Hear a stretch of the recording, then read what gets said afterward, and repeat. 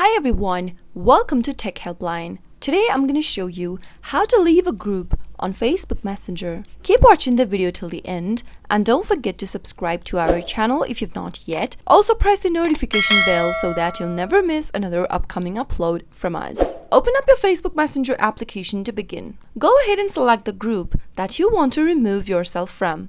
Once you open it up, tap on the top of the screen right where your group members are listed. From this page, scroll all the way down until you see a button that says Leave Chat. Give it a tap and in the pop-up, confirm your selection by tapping on Leave one more time. It says that this conversation will be archived and you won't be able to get any new messages once you leave out of the Messenger group. Tap on Leave and that way you'll be able to leave a group or remove yourself from a group on Facebook Messenger. That is how it can be easily done. I hope you found the video to be helpful. If you did, go ahead and give us a thumbs up. I'll be back soon with more videos like this. Thanks for watching.